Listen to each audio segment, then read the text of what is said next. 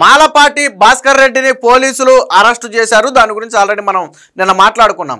అయితే కోర్టులో హాజరుపరిచిన తర్వాత ఆ భాస్కర్ రెడ్డికి అయితే దాదాపుగా 14 రోజులు రిమాండ్ విధిస్తూ కోర్టు అయితే నిన్న తీర్పు ఇవ్వడం జరిగింది. దీంతో ఆ భాస్కర్ రెడ్డిని అయితే జైలుకు పంపారు. అయితే నిన్న పోలీసు విచారణలో భాస్కర్ రెడ్డి ఇది మొత్తం కూడా వైసీపీ పార్టీ ఆదేశం ప్రకారం మాత్రమే నేను పోస్టులు పెట్టాను, నాకంటూ ఏ ఉద్దేశం లేదు, నన్ను ఎవరిని కించపరచాలనే ఉద్దేశం నాకు లేదని భాస్కర్ రెడ్డి విచారణలో చెప్పినట్టుగా కొంత సమాచారం అయితే అవుతుంది.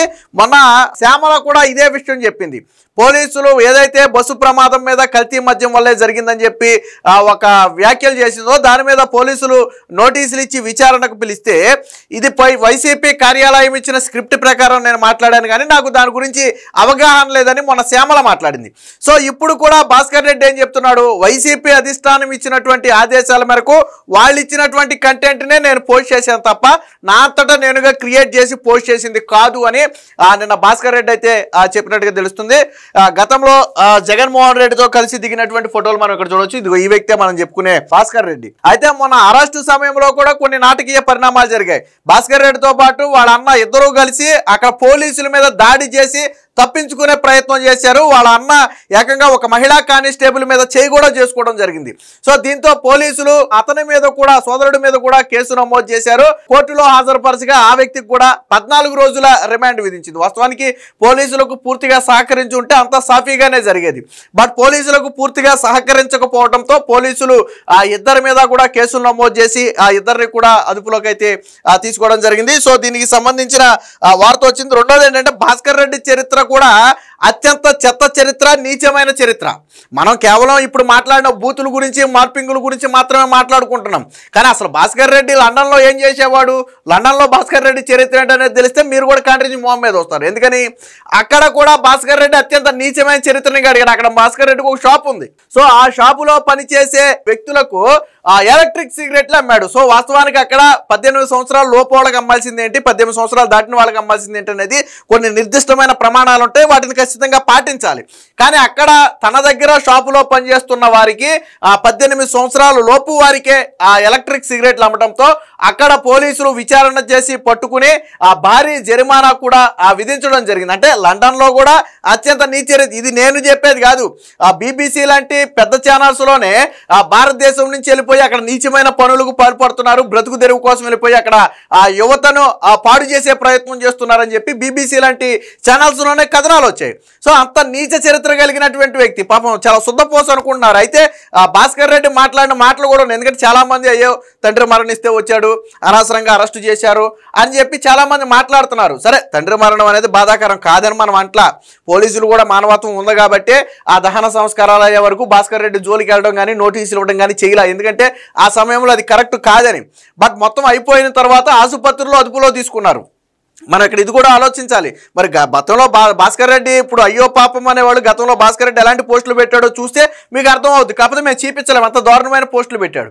అయితే భాస్కర్ రెడ్డి గతంలో కొన్ని మాటలు కూడా మాట్లాడాడు. సో ఆ మాటలు ఏంటనేది కూడా నేను ఒకసారి మీకు చూపించే ప్రయత్నం చేస్తాను. వైకాపా ఆదేశాల మేరకే అసభ్య పోస్టులు పెట్టా, విచారణలో అంగీకరించిన భాస్కర్ రెడ్డి అని చెప్పి ఇది కేవలం సమాచారం మాత్రమే. అరెస్టు సమయంలో కానిస్టేబుల్ పై అతని సోదరుడు దాడి, ఇద్దరికి రిమాండ్ విధించిన కోర్టు. విదేశాల్లో ఉండు సామాజిక మాధ్యమాల్లో తెదేపా జనసేన నేతలు మహిళలపై అసభ్యకరంగా అత్యంత నీచంగా పోస్టులు పెడుతున్న వైకాపా సానుభూతిపరుడు ఆ పార్టీ సోషల్ మీడియా కార్యకర్త మాలపాటి భాస్కర్ రెడ్డిని పెనమలూరు పోలీసులు గురువారం అరెస్టు చేశారు. ఇది మనందరికీ తెలుసు. భాస్కర్ రెడ్డి అరెస్టు సమయంలో పోలీసులపై దాడి చేసిన అతని అన్న ఓబుల్ రెడ్డిని కూడా అరెస్టు చేశారు. ఇద్దరిని శుక్రవారం వేరువేరు కోర్టుల్లో హాజరుపరిస్తే ఆ రిమాండ్ ఇద్దరికి కూడా 14 రోజుల రిమాండ్ అయితే వచ్చింది. ఇది భాస్కర్ రెడ్డి ఎక్కడున్నాడు ఏంటి ఇదంతా మనకు తెలిసిందే. అయితే గతంలో చంద్రబాబు గారు, పవన్ కళ్యాణ్, అలాగే సుప్రీంకోర్టు మాజీ ప్రధాన న్యాయమూర్తి అయినటువంటి ఎన్వి రమణ వీరితో పాటు వీరి ఇంట్లో ఆడవాళ్ళను, అసలు వాస్తవానికి పవన్ కళ్యాణ్ ఇంట్లో ఆడవాళ్ళు కానీ, చంద్రబాబు గారి ఇంట్లో ఆడవాళ్ళు కానీ, ఎన్వి రమణ ఇంట్లో ఆడవాళ్ళు కానీ ఏంటి పని, వాళ్ళు ఎందుకు రాజకీయాల్లోకి వచ్చారు, వాళ్ళ మీద ఎందుకు పోస్టులు పెట్టాలి? మరి దీన్ని ఎవడో ఎందుకు ఖండించరు? ఇంట్లో ఆడవాళ్ళ మీద ఎందుకు పోస్టులు పెట్టాలి?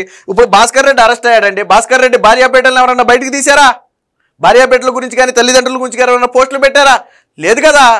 మరి ఎందుకు ఇంట్లో అంటే రాజకీయాల్లో ఉంటే అలలో ఆడవాళ్ళని తీసుకొచ్చి రోడ్డుని పెడతారా? తప్పే కదా మరి.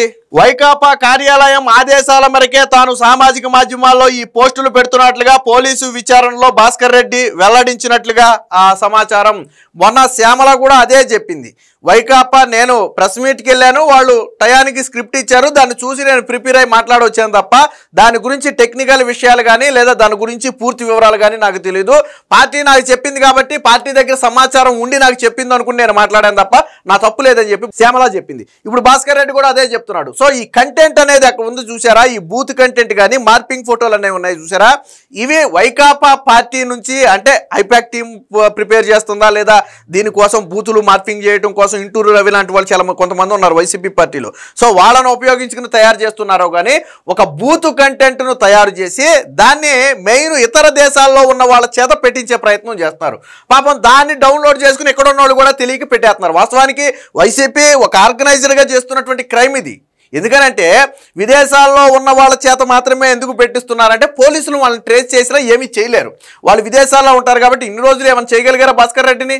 సో ఆ విషయం తెలిసి విదేశాల్లో ఉన్న వాళ్ళ చేత పోస్టులు పెట్టిస్తే పాపం ఇక్కడ లోకల్గా ఉన్న కొంతమంది కార్యకర్తలు కూడా తెలియక వాళ్ళు పెడితే లేదు మనం పెడితే ఏమవుద్దులే అని చెప్పి ఆ పోస్టులు డౌన్లోడ్ చేసి ఇక్కడ వీళ్ళు కూడా పెడుతున్నారు. బట్ వీళ్ళు వెంటనే దొరికిపోతారు, ఇక్కడే ఉంటారు కాబట్టి. బట్ విదేశాల్లో ఉన్న వాళ్ళు దొరకరు. వాస్తవానికి మొదట దీన్ని ప్రారంభించేదే వీళ్ళు, ఈ బూత్ కంటెంట్ని. సో ఇది ఇక భాస్కర్ రెడ్డి చరిత్ర కూడా చూద్దాం ఒకసారి. అక్కడ అదే నీచం. బ్రిటన్లోను భాస్కర్ రెడ్డి చెత్త పనులు, ఆయన షాపులో మైనర్లకు ఎలక్ట్రానిక్ సిగరెట్ల విక్రయం, నిబంధనల ఉల్లంఘనపై కేసు నమోదు, భారీ జరిమానా విధించిన అక్కడి కోర్టు.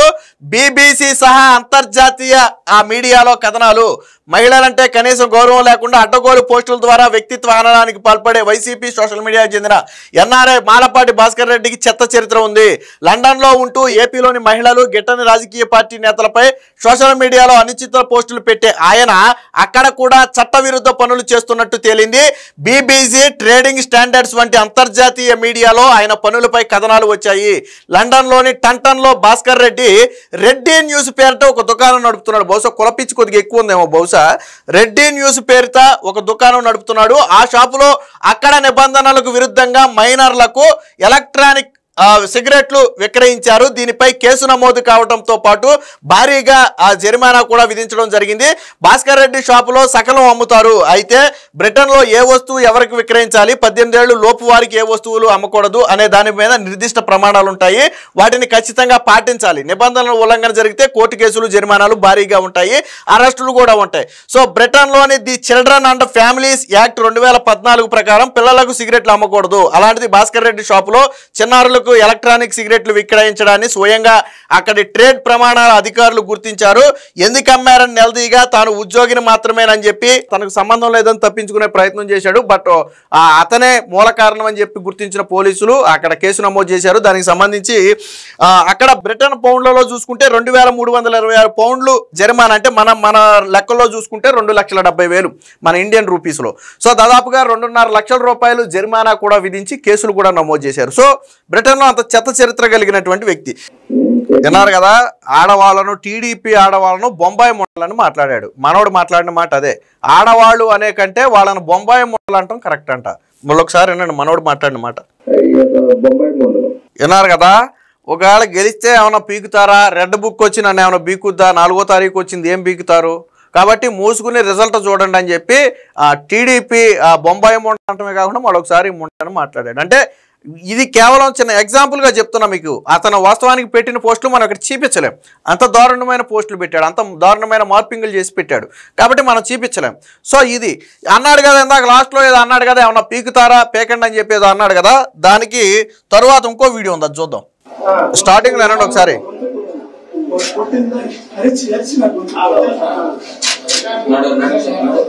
విన్నారు కదా, వాళ్ళు కొట్టిన దానికి అరిచి అరిచి నాకు గొంతు పోయింది అన్నాడు. సరే పోలీసులు నిజంగా కొట్టారా లేదా అనేది మనం చెప్పం, ఇదే విషయం చెప్పలేం. ఇదే విషయం నేను కోర్టులో కూడా చెప్తే సరే కోర్టు ఆ పోలీసులను వివరణ అడిగింది, అదంతా వేరే కథ. కాకపోతే ఇందాక నేను వీడియోలో ఒకటి చెప్పా, ఏమన్నాడు, ఏమన్నా పీకుతారా, పీకేదే ఏమన్నా ఉంటే పీకండి అన్నాడు. ఇప్పుడు ఏమన్నాడు మరొకసారి అనండి మీరే.